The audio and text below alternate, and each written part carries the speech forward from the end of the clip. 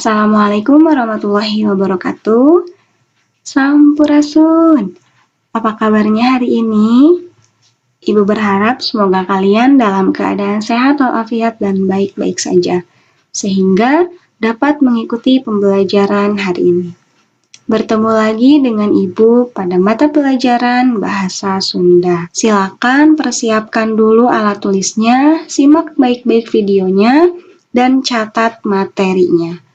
Pada kesempatan kali ini, Ibu akan menyampaikan materi tentang dongeng bahasa Sunda. Pasti kalian sudah tidak asing lagi ya tentang materi dongeng. Pasti sebelumnya juga kalian sudah belajar apa itu dongeng dan yang lainnya. Ada 3 poin yang akan Ibu sampaikan. Yang pertama ada kompetensi dasar dan tujuan. Yang kedua ada materi. Yang ketiga ada tugas yang harus dikerjakan. Oke, kita lanjut saja. Kompetensi dasar dan tujuan pembelajaran. Kompetensi dasar 3.5. Mengidentifikasi struktur, fungsi sosial, aspek kebahasaan, dan nilai-nilai kehidupan yang terkandung di dalam dongeng. 4.5. Menyusun dan mengkomunikasikan dongeng yang disimaknya dengan memperhatikan struktur dan aspek kebahasaan, pelafalan, dan lagu kalimat atau lentong, serta ekspresi yang tepat. Selanjutnya, tujuan pembelajaran. Setelah selesai mempelajari materi pada bagian ini, peserta didik diharapkan dapat mengidentifikasi nilai-nilai dongeng, menyusun peta konsep, dan mengkomunikasikan dongeng tersebut dengan bahasa sendiri. Oke. Selanjutnya, kita masuk ke dalam pematerian. Jadi, apa sih yang disebut dengan dongeng? Pasti semuanya sudah tahu ya pengertian dongeng. Jadi, dongeng adalah cerita fiksi dalam bentuk prosa yang diwariskan secara turun-temurun oleh nenek moyang. Nah, ukuran teks dongeng biasanya relatif pendek dan menggunakan bahasa yang bisa dimengerti atau bahasa yang sering digunakan pada kehidupan sehari-hari. Nah, kejadian pada dongeng terkesan sebagai kejadian yang sungguhan. Tetapi pada dasarnya, dongeng adalah cerita fiktif dan imajinatif seperti halnya binatang dan tumbuhan yang bisa berbicara seperti manusia. Oke. Selanjutnya. Nah, di sini ada beberapa contoh dongeng yang tersebar di berbagai daerah. Yang pertama ada Sasakala Maung Panjalu dari Kabupaten Ciamis, ada Sasakala Gunung Guntur dari Kabupaten Garut, ada Nyi Rambut Kasih dari Kabupaten Majalengka, ada Sasakala Parung Bingung dari Kota Depok, ada Sasakala Karangmini dari Kabupaten Pangandaran, dan terakhir ada Sasakala Indramayu dari Kabupaten Indramayu. Nah, pastinya masih banyak dongeng-dongeng yang tersebar di berbagai daerah. Ini hanya beberapa di antaranya. Paham? Oke, selanjutnya ciri-ciri dongeng. Oke, ciri-ciri dongeng yang pertama yaitu dongeng menyebarnya secara lisan. Ya, menyebar melalui lisan dari mulut ke mulut. Ya, biasanya ini diwariskan secara turun-temurun dari generasi ke generasi selanjutnya. Tidak terikat waktu dan tempat, bisa terjadi di mana saja.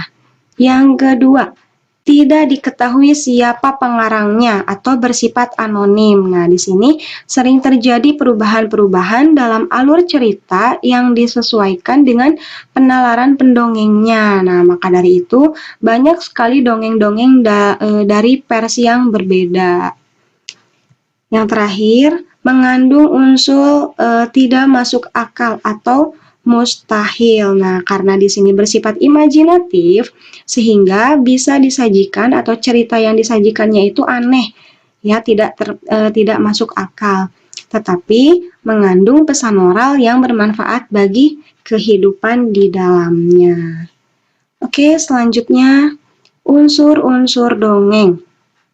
Nah, di sini ada tema atau ide pokok dalam sebuah cerita atau dongeng tersebut.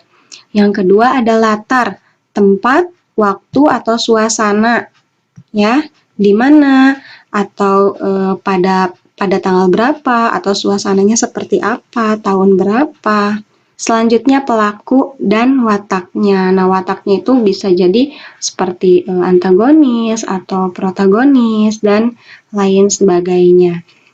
Selanjutnya ada galur cerita atau alur. Ya, alurnya apakah maju, mundur, atau campuran. Ada amanat terakhir, yaitu pesan yang disampaikan oleh penulisnya. Jadi, apa sih pesan yang disampaikan oleh penulisnya yang terkandung di dalam dongeng tersebut untuk kita, untuk kehidupan sehari-hari? Pasti tentunya ada pesan moral maupun pesan sosialnya. Selanjutnya, ada jenis-jenis dongeng. Yang pertama ada fabel. Fabel adalah dongeng yang menceritakan kehidupan binatang yang tingkah lakunya sama seperti manusia. Contohnya bisa bercerita dan menggunakan akal pikirannya.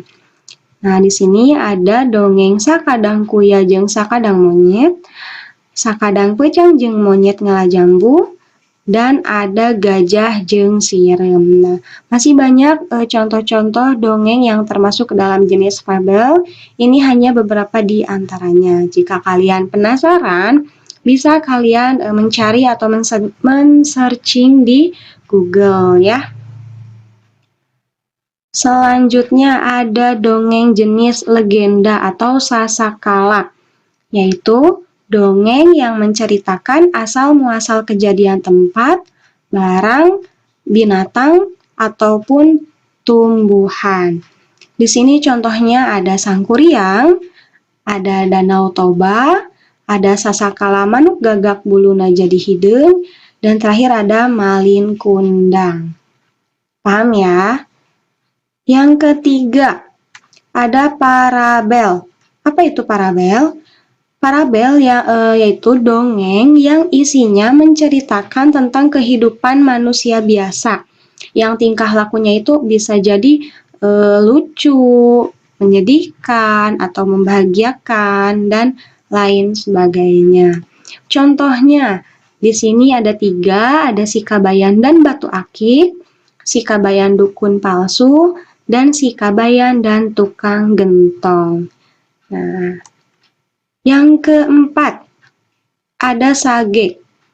Apa itu? Dongeng yang menceritakan tentang kejadian atau seseorang yang mengandung unsur sejarah.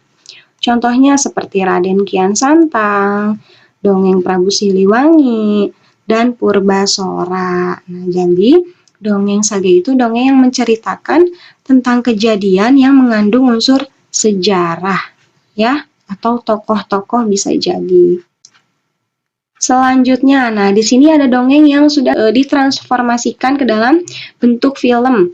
Dongeng apa saja? Di antaranya ada si Kabayan, ada si Kabayan Sabah Metropolitan, ada si Kabayan dan Gadis Kota, si Kabayan dan Anak Jin, si Kabayan Anak Sekolahan, Kabayan Jadi Milioner, si Kabayan and Friends, dan terakhir ada si Kabayan Cari Jodoh. Nah, ini beberapa di antaranya dongeng yang sudah difilmkan atau ditransformasikan ke dalam bentuk film.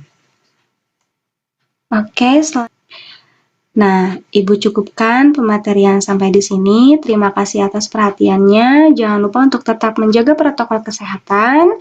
Jangan lupa juga dikerjakan tugasnya. Ibu tutup. Wassalamualaikum warahmatullahi wabarakatuh.